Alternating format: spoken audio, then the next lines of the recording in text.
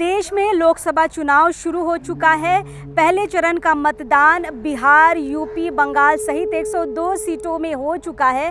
और आपको हम बता दें कि भले इस बार बीजेपी ने ये कहा है कि अब की बार 400 पार, लेकिन उस 400 की नैया को रोकने के लिए जितने भी विपक्षी पार्टियां हैं उन्होंने इंडिया महागठबंधन बनाया। और ये महागठबंधन जो है ये इस बार पूरी कोशिश कर रही है, कि बयानों में भी ये बाहर आ चुका है कि ये 400 वाली नाव को हम 200 में ही रोकेंगे।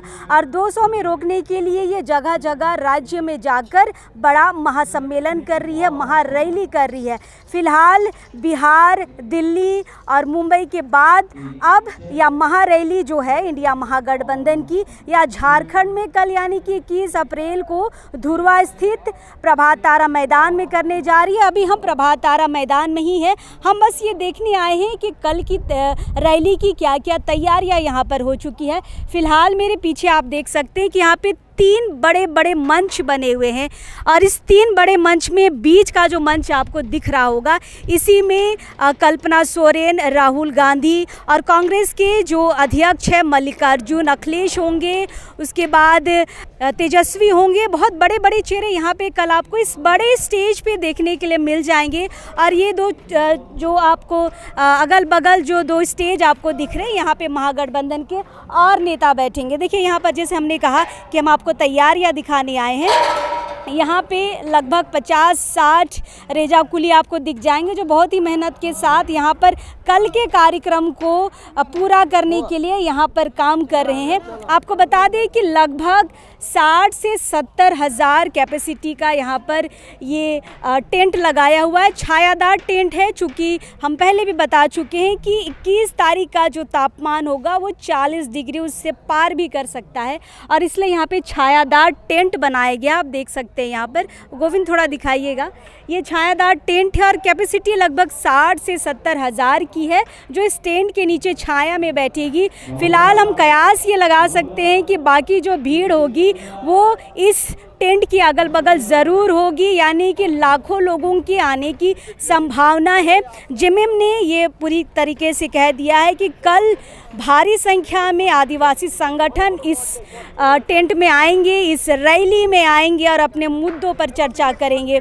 फिलहाल जैसा आपने देखा कि जो यहाँ के पूर्व मुख्यमंत्री थे हेमंत सोरेन, उनकी जो धर्मपत्नी है कल्पना सोरेन, उन्होंने जब मुंबई में भाषण दिया था तो कई लोगों के रोंगटे खड़े हो गए थे उनके आत्मविश्वास को देखकर। और वही आत्मविश्वास कल इस मंच पर भी देखने को मिलेगा। ये बड़ा मंच है, यहाँ पे अभी साउंड चेकिंग हो रहा है, यहाँ पर अभी सारा निरीक्षण किया जा रहा है। कुछ देर में यहाँ पर बड़ी मीटिंग भी होने वाली है, प्रशासनिक मीटिंग होने वाली है कि क्या क्या तैयारियां यहाँ पे की गई है।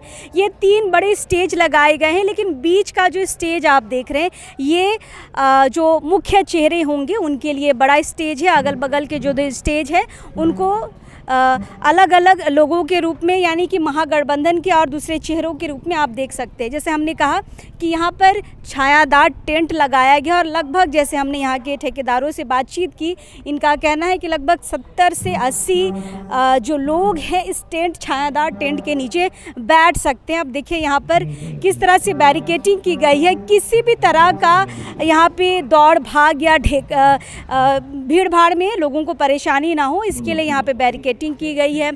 लाइन से यहाँ पे कुर्सियाँ रखी गई हैं और बड़े बड़े यहाँ पे आप देख सकते हैं एलईडी भी लगा हुआ है। एलईडी लगा हुआ है क्योंकि जो यहाँ पे दूरी है पीछे वाले कुर्सी से सामने में अगर देखना हो तो लगभग चेहरे बहुत छोटे दिखेंगे, इसलिए यहाँ पे कम से कम 20 से 25 एलईडी यहाँ पर लगे हुए हैं, क्योंकि जो लोग वहाँ से बोलेंगे वो यहाँ लोगों को स्पष्ट चेहरे एलईडी के माध्यम से दिखाई देंगे। फिलहाल आपको हम थोड़ा अंदर लेके चलते हैं। यहाँ पर कुर्सियाँ लगभग 2 टेंट में लग चुकी है, एक टेंट में कुर्सियाँ लग रही है और आज रात तक ये पूरा जो तैयारी है ये ख़त्म हो जाएगा।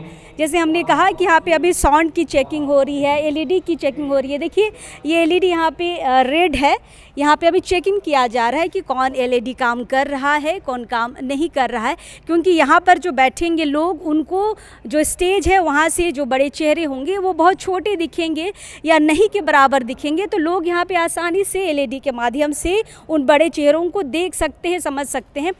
देखिए, मुंबई वाली जो रैली हुई थी उसमें आकर्षण का केंद्र थी अरविंद केजरीवाल की धर्मपत्नी सुनीता केजरीवाल और पूर्व मुख्यमंत्री हेमंत सोरेन की पत्नी कल्पना सोरेन। यानी कल भी मुंबई वाले रैली में वो दो चेहरे मुख्य बिंदु थे और यहाँ भी वो दो चेहरे मुख्य बिंदु होंगे। लोग उन्हें सुनने के लिए इतने बड़े मंच में कल्पना सोरेन पहली बार अपने जो लोग हैं उनसे रूबरू होंगी और जो सुनीता केजरीवाल है वो भी जो दिल्ली में हुआ है, लोग जो विपक्षी पार्टियां हैं वो ईडी के काम से या फिर बीजेपी के काम से जो नाखुश है, कल यहाँ पे सुनने के लिए मिलेगा। आपको एक दिन पहले हम यहाँ पे तैयारियां दिखाने आए हैं और ख़ास बात हम यहाँ पे आपको बता दें, जैसे मैंने कहा कि सुरक्षा के लिए यहाँ पे बैरिकेटिंग लगाया गया है कि लोग आसानी से निकल घुस सकते हैं, आसानी से अपनी जगह पर बैठ सकते हैं।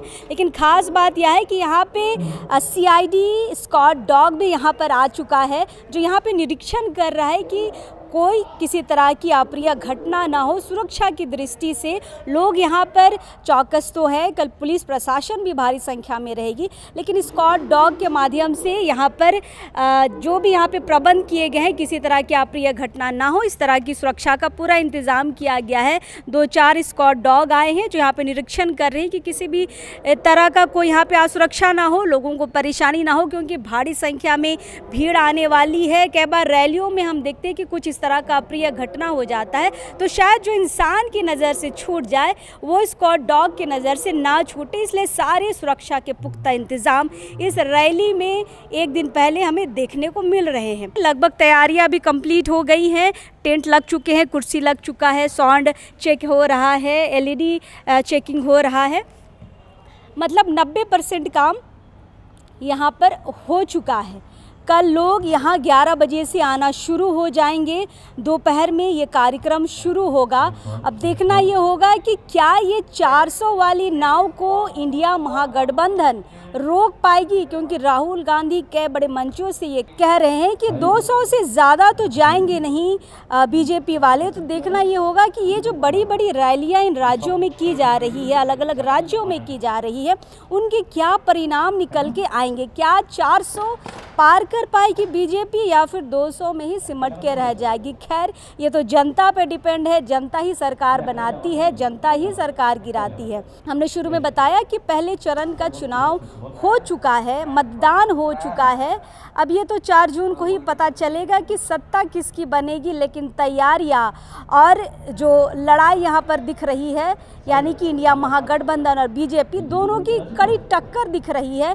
अब देखना ये होगा 4 जून को, लेकिन कल यहाँ पे देखना होगा कि लोग इस इंडिया महागठबंधन के बड़े चेहरों को देखने के लिए कितनी भारी संख्या में आते हैं।